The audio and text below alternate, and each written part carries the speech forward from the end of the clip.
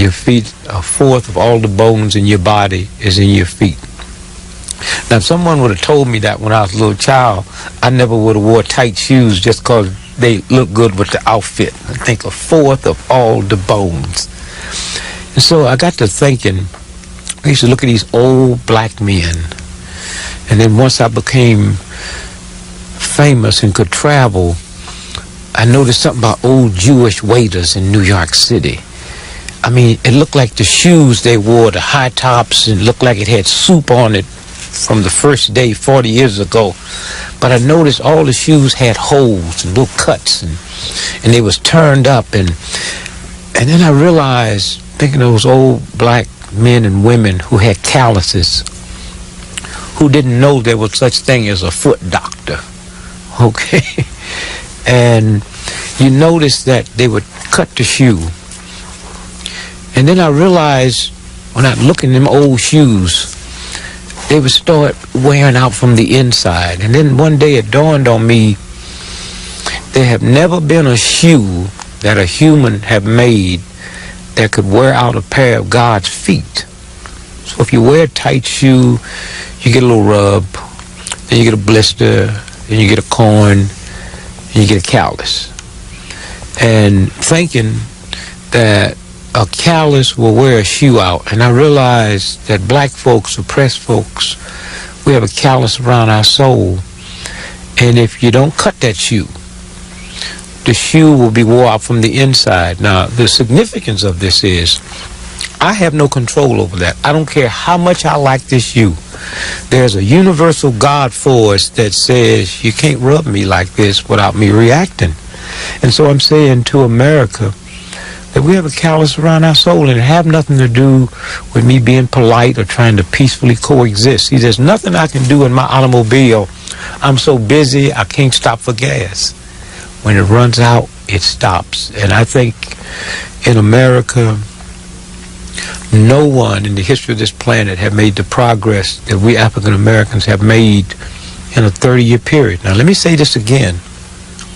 In the history of this planet, there have been no one to make the progress that African Americans have made in a 30-year period, in spite of black folks and white folks lying to one another, not being fair, not being honest.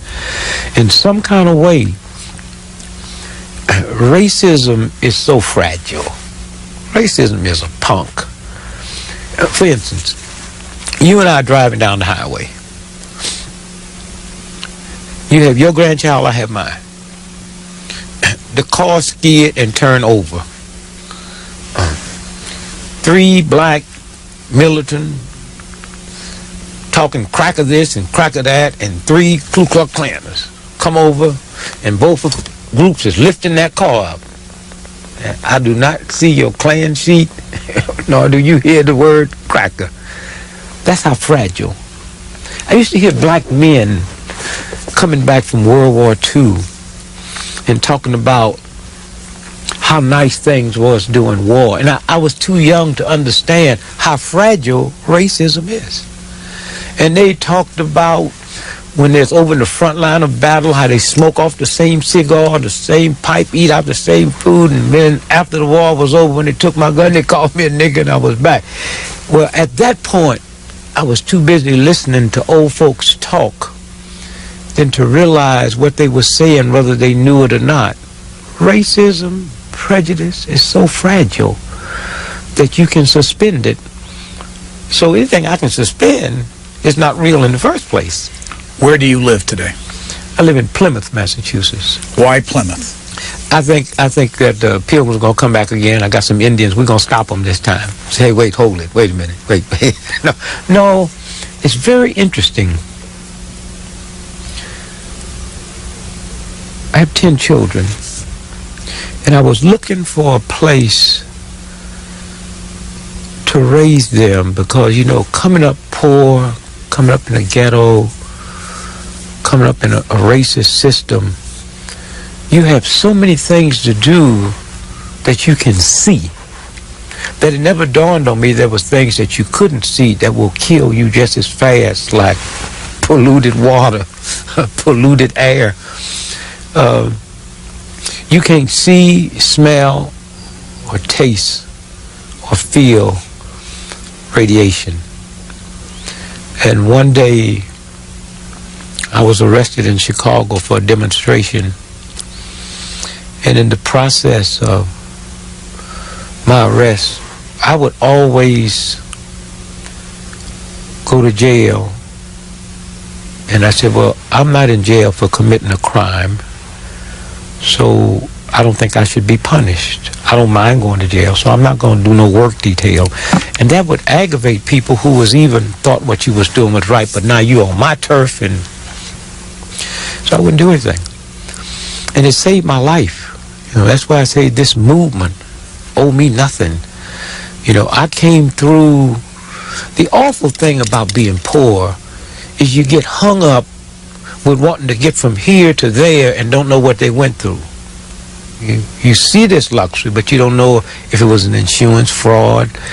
You don't know if a wife or a husband died in a plane wreck and that's how the money. You just see the luxury and you want to get there. And I'm laying in bed in jail and I'm not asleep. I'm fast. I always refuse to eat when I go to jail or drink any water.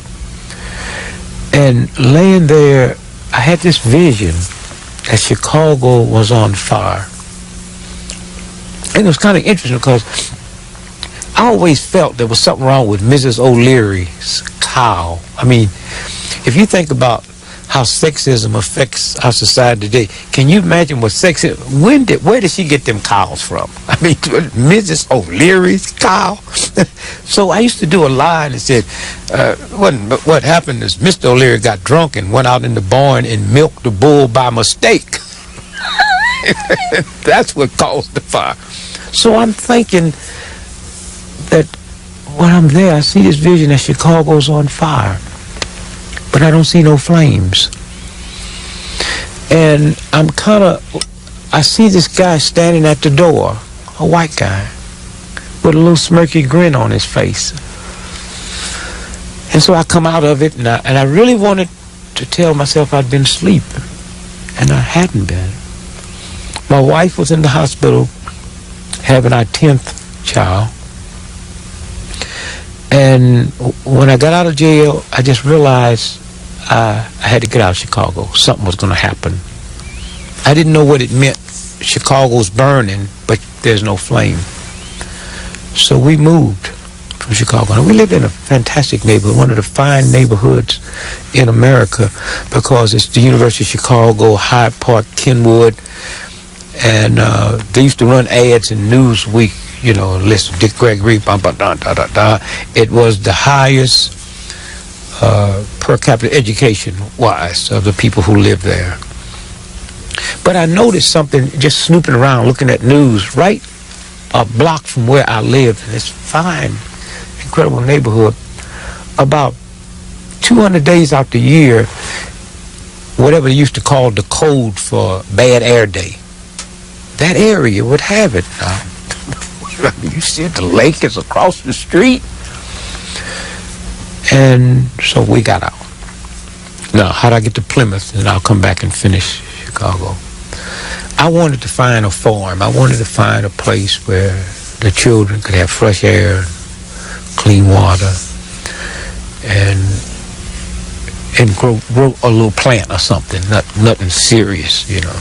I tell people I was making too much money to be a farmer, you know. So I had some friends looking, and I looked at so many places so fast, I thought I was moving to Providence, Rhode Island. And I had told the lawyers, and I'm thinking I'm buying the house. I didn't know it's leased, and they kept saying, and you know how you hear what you want to hear. So Lil got out the hospital with baby number 10, and we packed up everything, and it was under protest. And I've never understood why parents, especially fathers, get uptight with their children, because every scheme in that house was financed by me. And I'm going to argue with you? I'm going to yell at you? I just get me a good book and sit in front of the refrigerator. And at some time that day, you will come that way, because that's where all the food is. and then you will find out whose food this is. And then I want to know why I have to call you so many times and you don't hear me.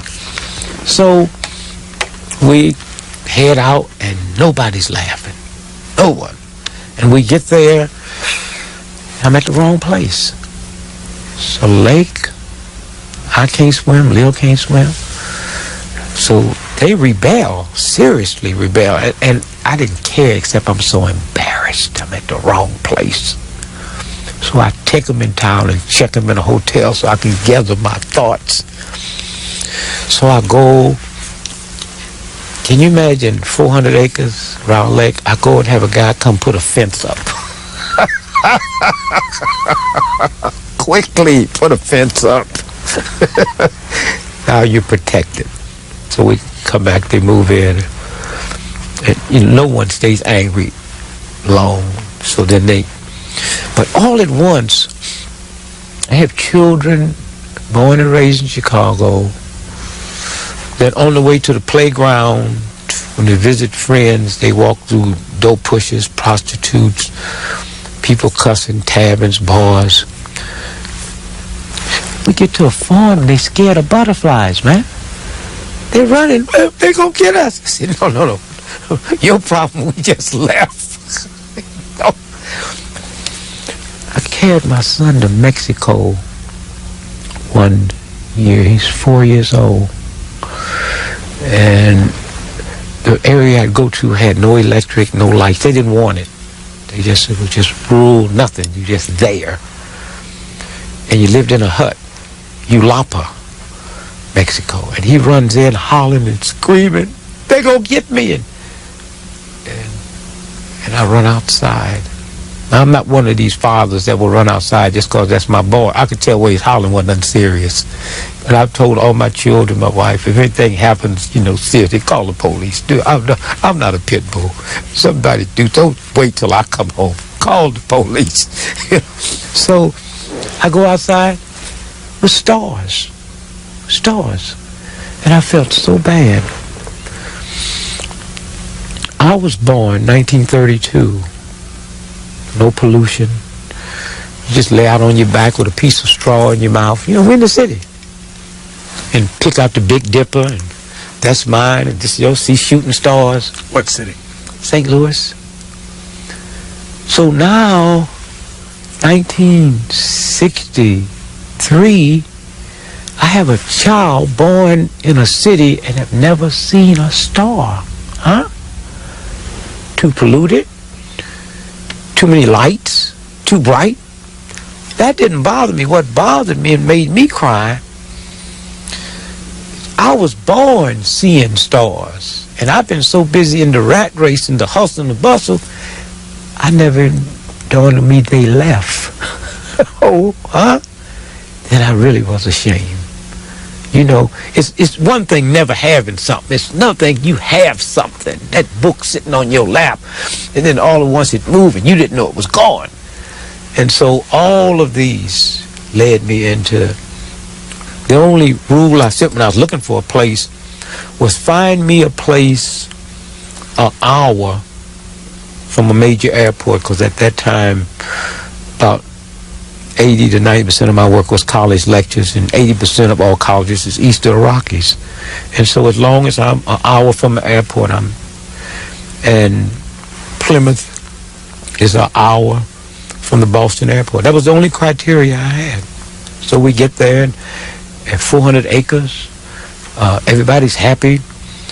I felt bad. My friends would say, you growing anything, and I said, this is a rich boy farm. It's just it's manicured. I had the old Liggett Myers estate, and President Cleveland used to go up, and it was a horse farm, and they have all of these huge places, and it was just gorgeous. And so we planted a garden.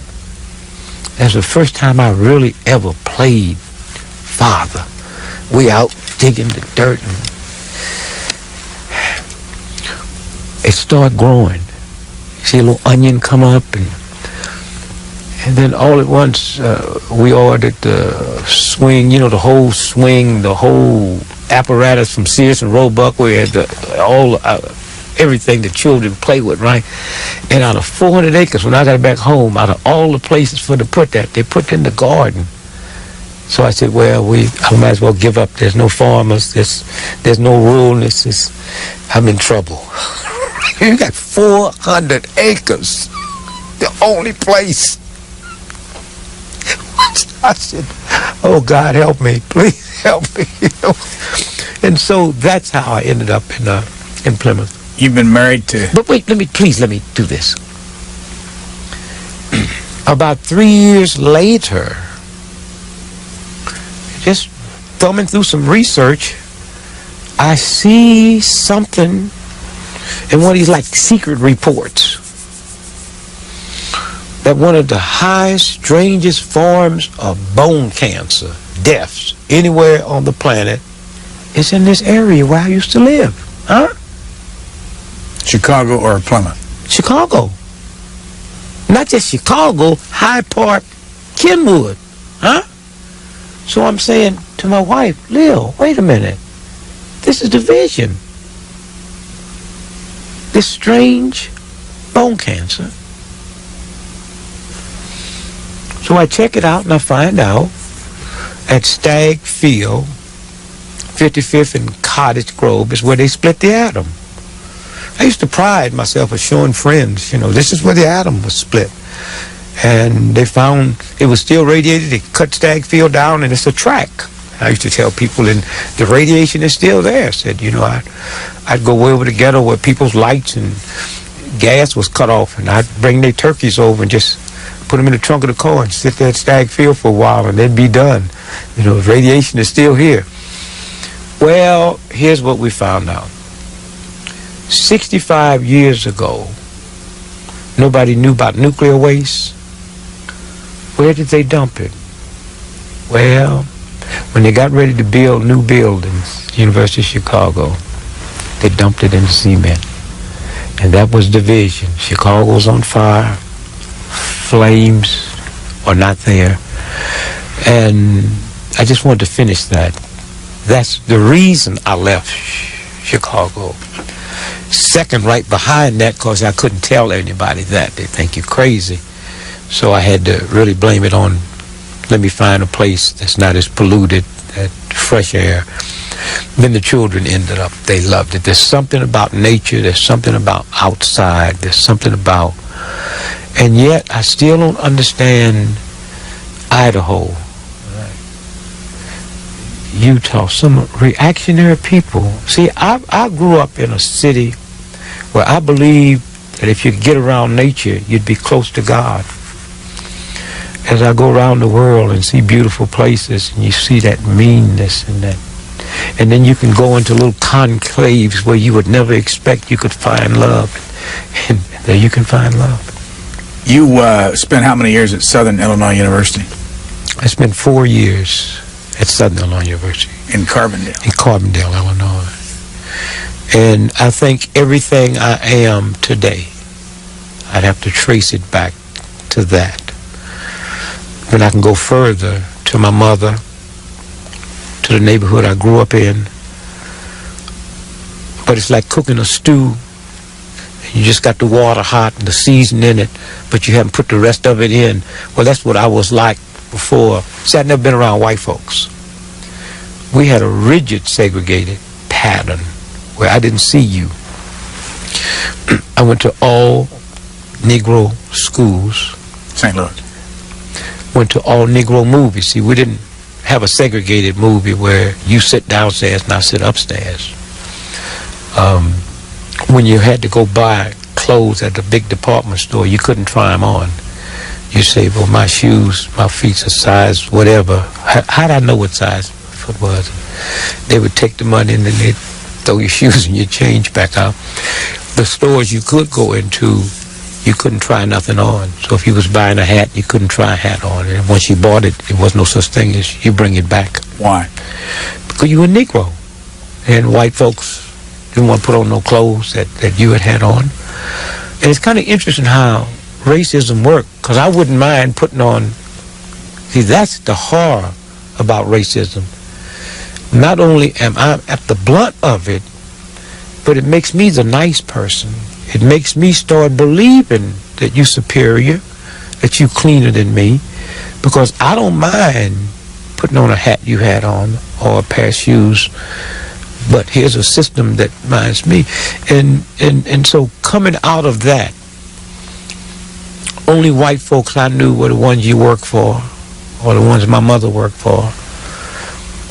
They never called her Miss Gregory or Miss Lucille. It was Lucille.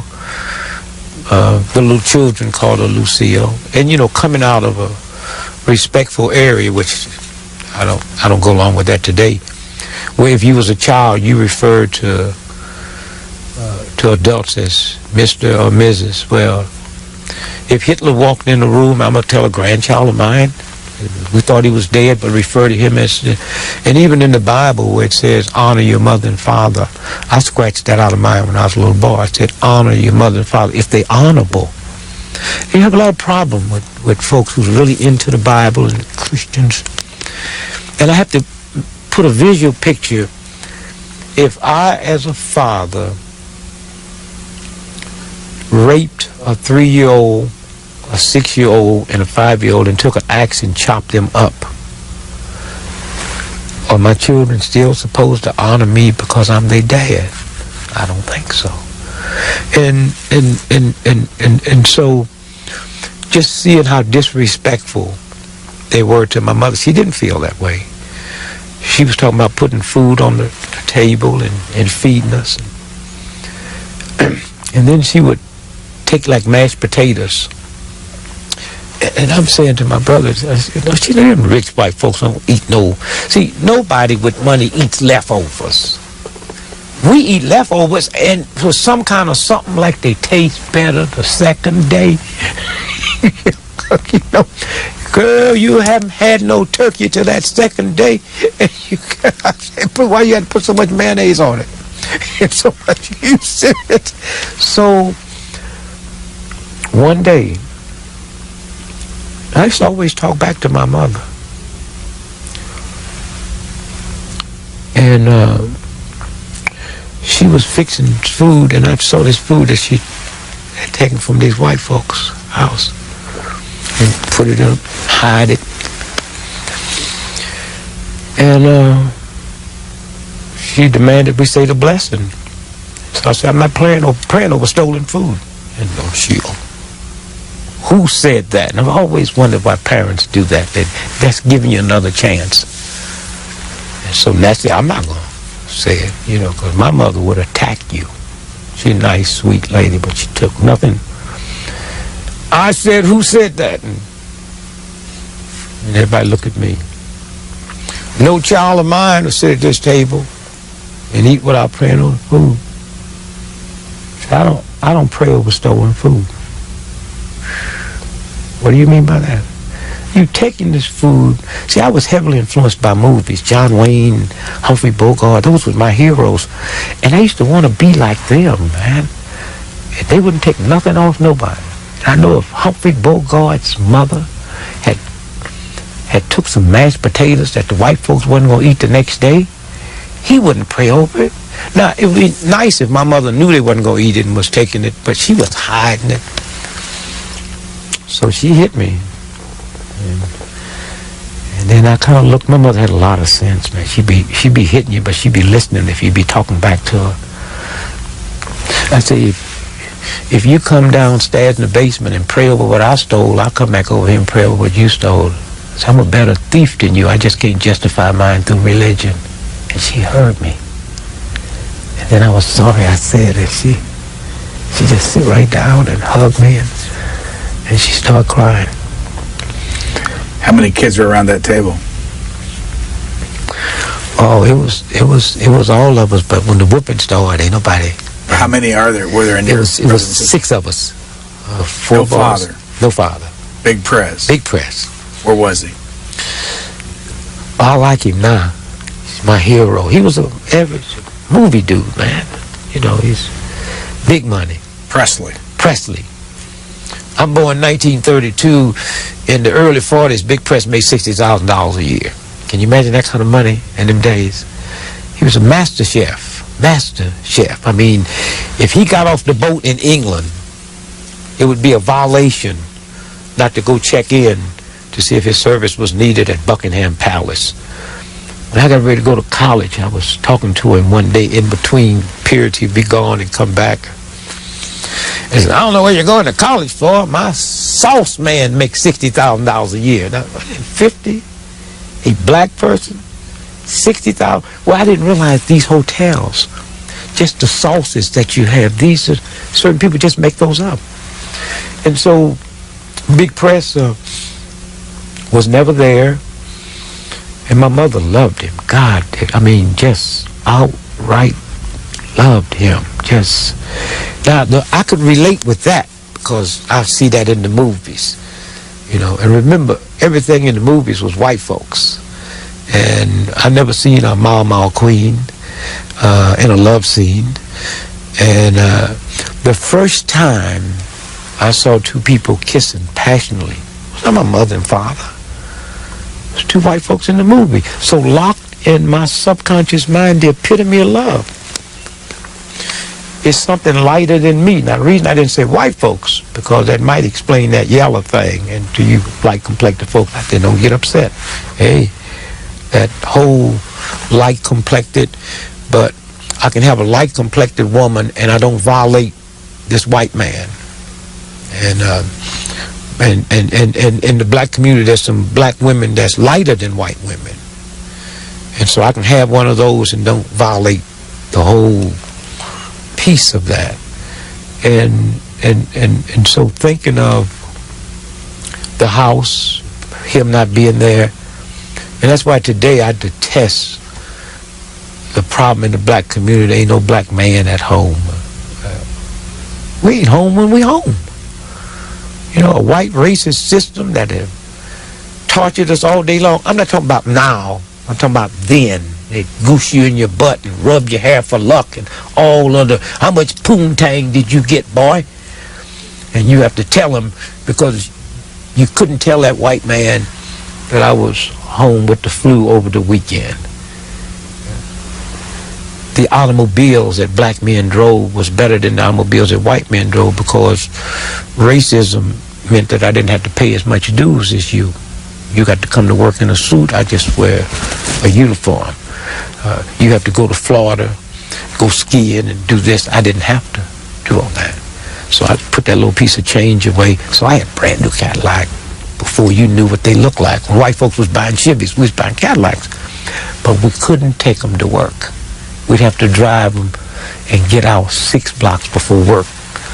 Because even if you wouldn't, I just believed that if you saw me with that car, I would be fired. And that was the atmosphere that I grew up in. And so to be told the problem, there's no man at home, and then I get grown one day and realize Hitler had a mother and father. Hello. Jack the Ripper had a mother and father. Hello. And Queen Elizabeth make $300 million every 24 hours just interest on her money. Oh, that's big paper. And she lives in this huge Buckingham Palace with Philip. Now, they might not sleep together, but they've never been separated, no scandal. And you can't find no more dysfunctional children than hers. So that whole thing about, and then I get to thinking, the mafia. Now, you tell me about family value. You can't find family. Oh, mama mia. You can't find nobody close. They don't care nothing about nobody else's. And so when you sit and look at all of these myths that a white racist system, first, it is impossible for me to be a racist. There's a lot of black folks that's not even aware of that. I can dislike you because you white. I don't have to know what you are. That's prejudice. I can dislike you because you Jewish, because you Irish Catholic. I can dislike you because you Hungarian. That's prejudice. The word racism means the ability to control somebody else's faith and destiny. And regardless of what type of dislike I have for you, I do not have the power to see to it your children go to bad schools. I do not have the power to see to it that the bank will not give you a mortgage. And that's the difference. It's a big difference in that. And so that atmosphere, coming up in that atmosphere, that it opens up little cracks in your head where you say, well, maybe if I'm a good athlete, they'll like me. Maybe if I'm a good... and then you grow up one day and you look at the other side of this now, because I'm with you every day and you with me every day. So those tales work both ways. I believe that all white men had little bitty pee-wees. I mean, I never seen them, and there was a whole lot of white men. Mine was hanging down to the ground. And that might be the only thing I hate giving up with integration. That I had to go to the toilet with you. And I remember one time I called my wife and said, I'm in a state of shock. Let me tell you about this white boy that just peed next to me.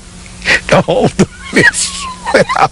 So, as a child, there was white folks that say all niggas got tails. Well, how would you know? They happy. The closest you'd come to a black was my mama, who you call gal, and she was always happy. Even when she was sick, you didn't know it because she had to go to get the money to come back and feed us.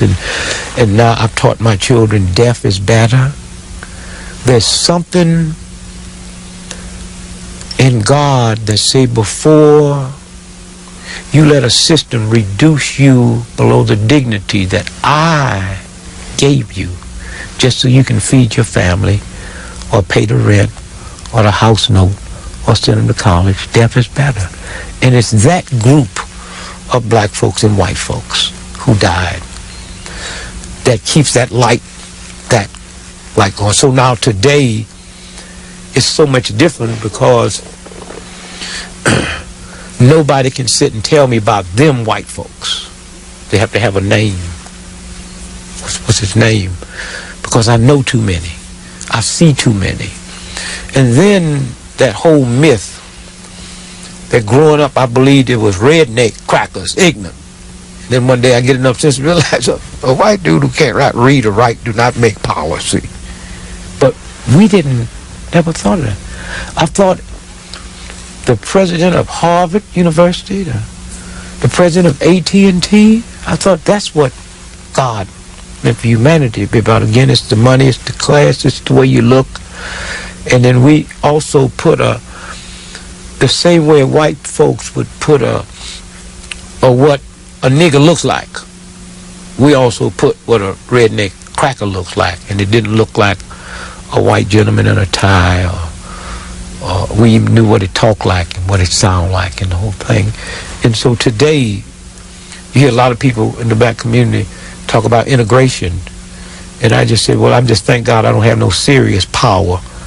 You know, see, God really knew it when it just put me here normal, make me a good guy, don't give me no power. Because Jesus Christ, if I'd have been on that cross with some serious power, them white dudes would have had heads about the size of lemon, humps in their back, and club feet. So I just say, God, just give me no power, but just give me the ability to run. See, I want the right to be scared. I want the right to get out of here. Don't let me... And I explained that to my wife and my children. You know, don't seek dad. You all see something, y'all get to getting. You know, don't worry about me, I'll catch you. And one of the jokes I used to tell, me and my wife been married 2 weeks, I'm walking down the street in Chicago, and a guy walked up and touched her butt. So I started stepping. And she had an attitude. I can't believe you let this guy touch my rump and do nothing about it. Well, I said, I thought you knew him. I said, we just been married 2 weeks. I'm kind of, you know, let you say, you know, that's my husband now. She said, well, I don't know him. Now what you gonna do? We're gonna get out of here before he touch mine.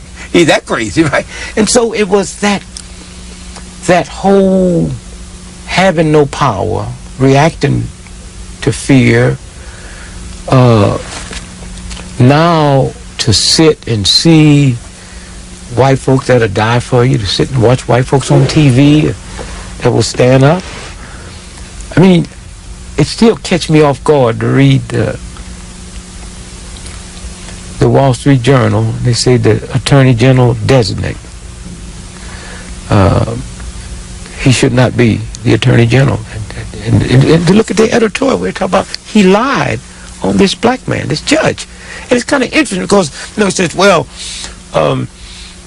He don't want to give nobody the electric chair. 73% of the cases that came before this black judge, he agreed to capital punishment. So that's not the part that you get when you're just listening to one side. And that's the great part about where we going now. The sad part is if you would go and get all your major papers and had a computer that could snatch a word out like C-SPAN, just scan it and say, well, in the last 5 years, how many times have that word C-SPAN showed up in the papers? And it would pull it out.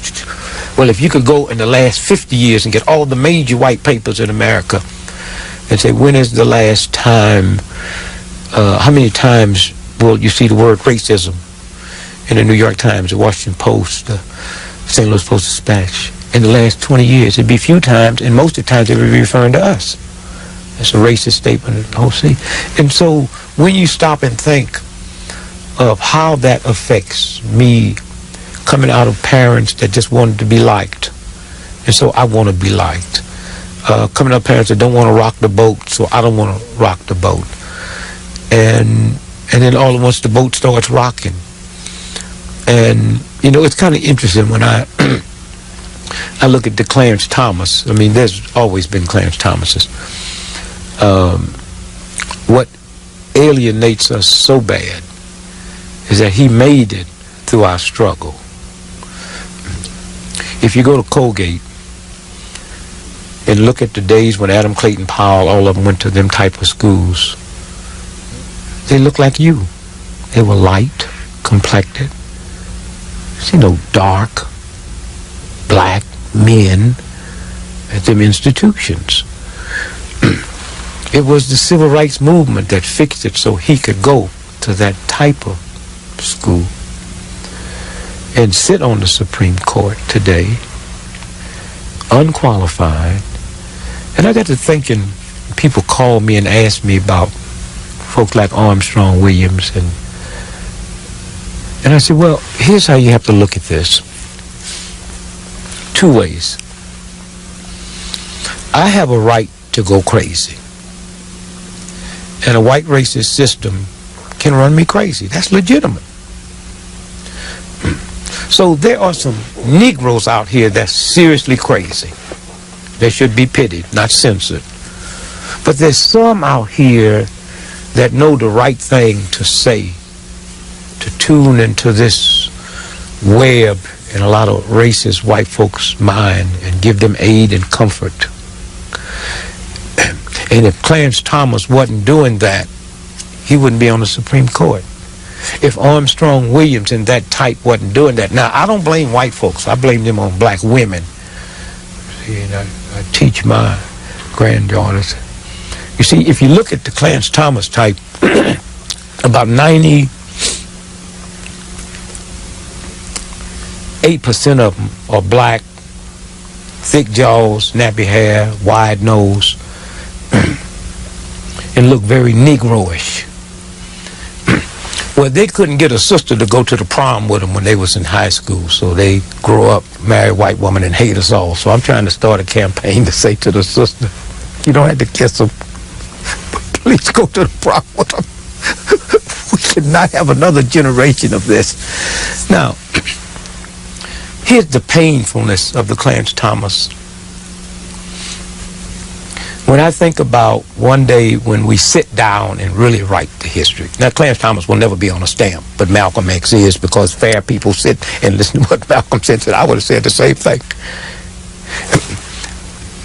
There was not one black person in the room that made the decision that Malcolm X would be on a stamp. It was white folks that made that decision. Now, all of these white folks who they think like them, you see, and then they attack people like us to say, well, there's more than one side. We grew up with black Republicans. Huh? Martin Luther King's mother and father was Republican. Jackie Robinson was a Republican. All the honorable people in the black community that would take time to talk to you, that would say, you should do this, son, you should do this, I heard y'all making too much. Those were Republicans that told you about going into business, about get a good education. This new thing out here is a trick. It's insulting to us who had a lick of intelligence, a lick of sense. There's so many. Gregory Fletcher that wrote what we know now as affirmative action is a Republican. When I think about Brother Bob Brown, who sat right next to Nixon, a Republican. When I think about Homer Cottrell, these beautiful black business folks that would never stoop. So I do two things now. See, here's how you deal with this. When you see the Clarence Thomases in them, and the Armstrong Williams in them, who would do a whole column if three white cops was killed by a black dude. But when white cops kill black folks, you don't hear from them. There's something wrong with that. When the white press come out and said after a survey, we found out that 63% of people in certain areas of the Midwest that applied for loans did not get them, although white folks with lesser jobs, you don't hear from them. And so what they doing is on the backs of the decent white folks and black folks. It's almost like a chump that didn't go to war talking that war game because it makes the people feel good at the Veterans Affair. And he's laying up in VA hospitals, and he's getting all these benefits, and the people in the VA hospital is so nothing. They so glad to hear somebody talk war talk. It never dawned on them that he never paid those dues. He was never there. And so consequently, when you hear that, and you see that, and you read that, and you feel that, I say, forget that this is the year 2000. And make believe it's 1930. And make believe that's not a black person you hear. Make believe this is not America, it's Nazi Germany. And make believe that wasn't television, it's radio.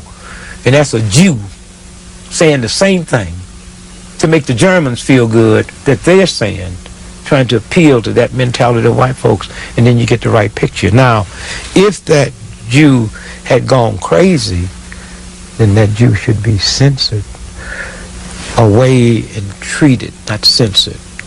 But if that Jew is doing that, and that's the same way. And then when I listen to him today and I think about Branch Rickey, wow, man, it's scary. Here's a black man that grew up in a black neighborhood, come through the womb of a black mother who's been oppressed and misused. And here's a white man that never had a black mother, that under all normal circumstances have no reason to relate or put his job on the line. And he says, I have to do it. And then you start putting it in the right. And what he did with Jackie Robinson changed the whole world. I remember that day, April the 15th, 1947.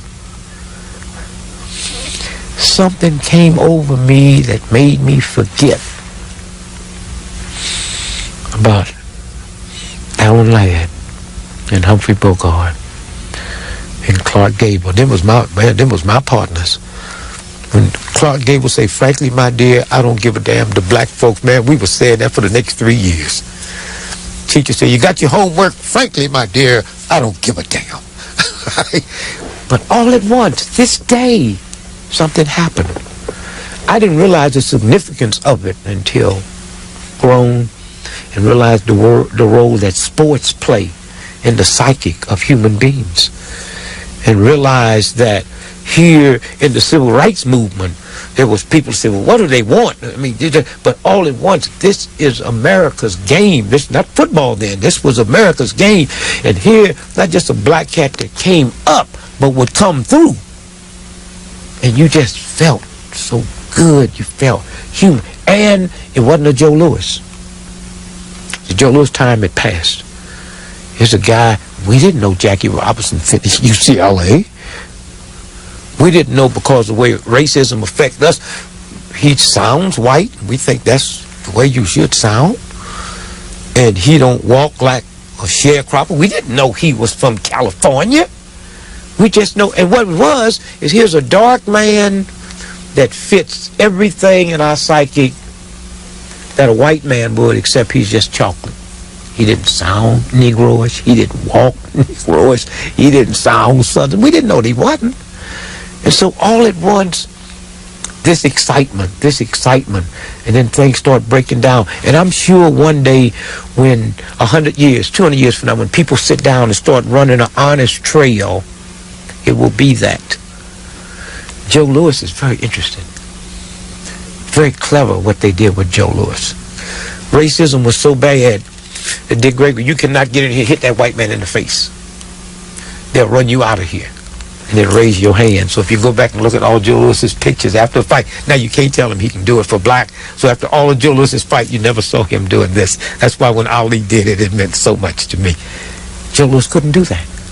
He just say, Mama, she was glad I win. Want me number, Mama. And that didn't threaten no one at all. And so all of those made the steps clear for someone else. And then you sit and you listen, and society's been so warped.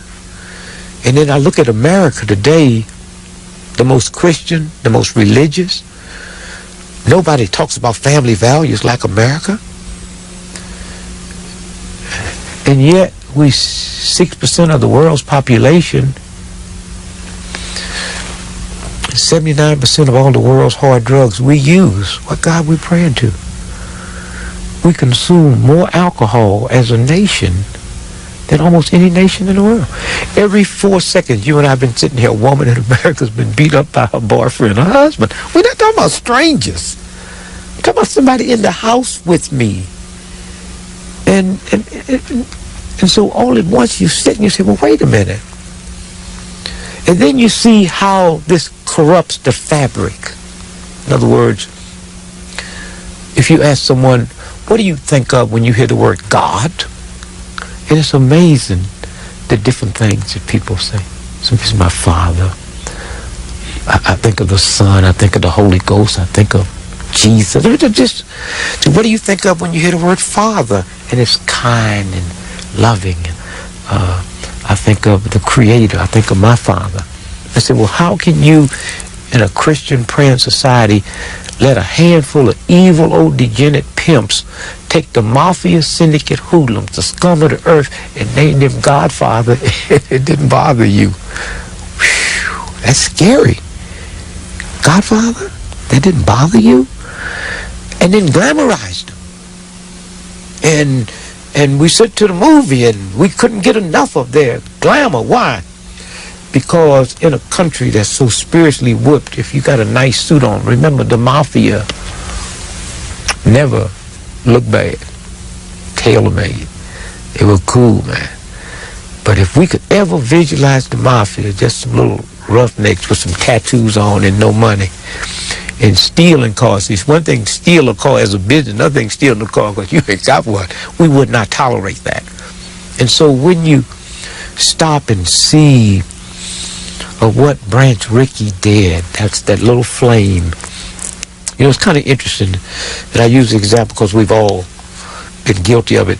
You're walking across the house with a candle, and sometimes your swiftness creates too much wind and it almost put the candle out, and all you do is stop, slow up, and cup it. That's all. You just cup it, and that flame. That's what the civil rights movement was doing.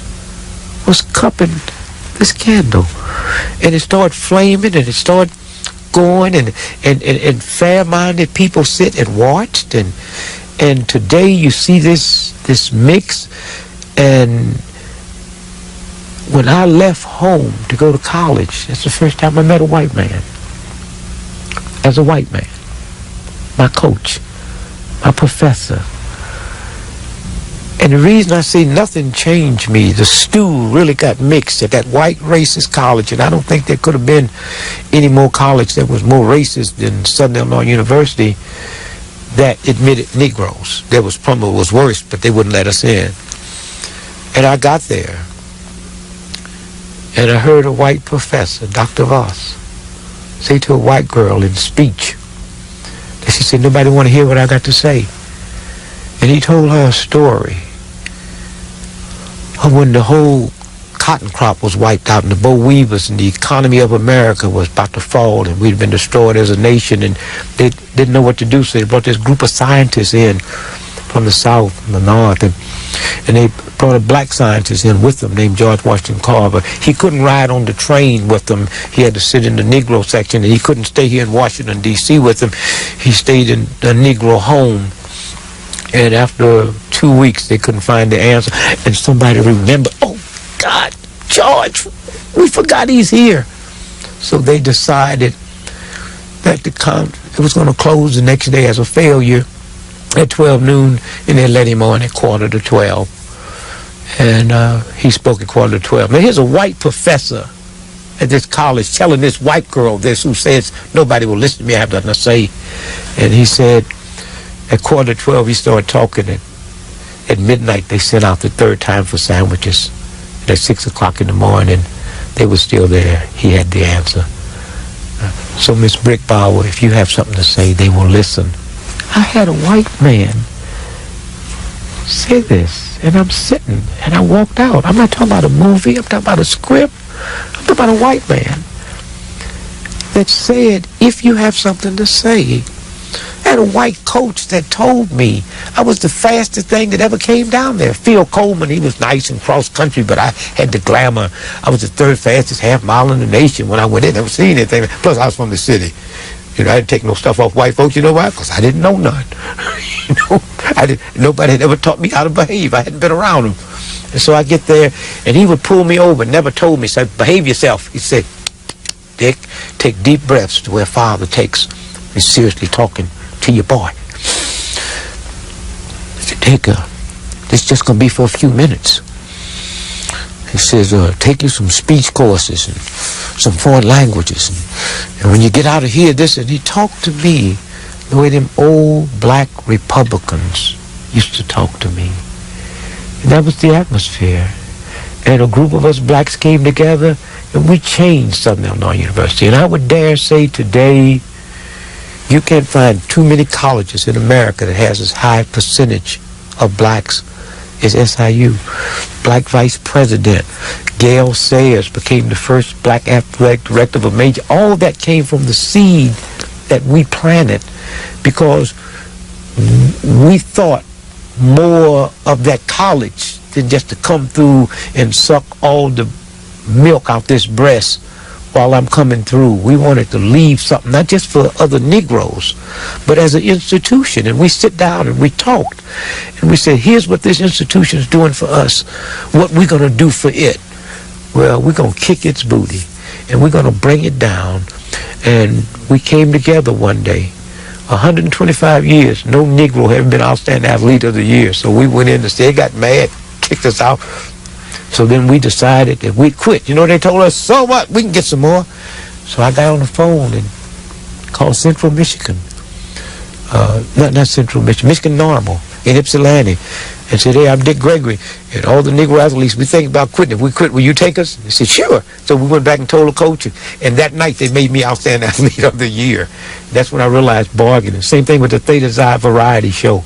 A black person that never won it and sang and danced, nothing. So we just bought 50 tickets and went in and locked the door. And I got up, danced, buck danced, sang, and took the trophies.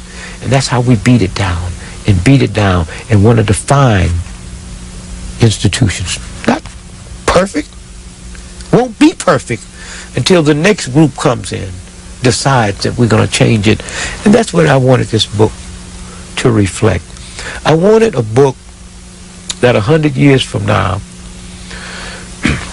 when black folks and white folks from all over the world sit down and want to look at the movement, they'll have a document. I had no hidden agenda when I put this together.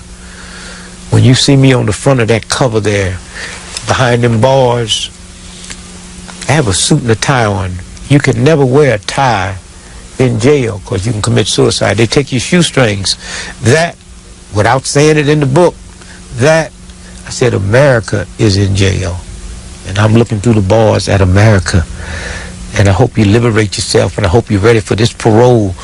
My nephew took that picture. I was doing a movie, and one of the scenes was in jail. So before I put my costume on, Melvin Van Peebles, I was doing that. And then we thought, hey, this would make a... And one of the things that I would like to say to you out there is all of you should write a book. not a book that's going to be sold. It might, but just sit down, because you are somebody, and just sit down. What I was able to do because of the advance of Sheila Moses, I said, here's what I want. I got 13 books out here, and I don't want you to rewrite with me another book that's the same thing. Certain things will never change. I was born October 12, 1932. I will always be born. That have to be it. When I first wrote my first book, Nigger, I was looking for a white man, not a black man, not me, to write it with me, because the message I had in my first book, black folk didn't need to hear it. White America needed to hear it, who had never been around a Negro doctor or a Negro school teacher or a Negro principal. And so I wanted to put my life in his head and let him spit it out, so it would have this time I wanted black folks and white folks and humans. And Sheila Moses was that person that I said, go around the world, interview whatever you have to interview, and then come back with the skeleton, and then we'll put the meat on the bones. And we ended up with Callous on My Soul. This is the cover of the book. Our guest has been Dick Gregory, and the book is Callous on My Soul. Thank you very much. Thank you, brother.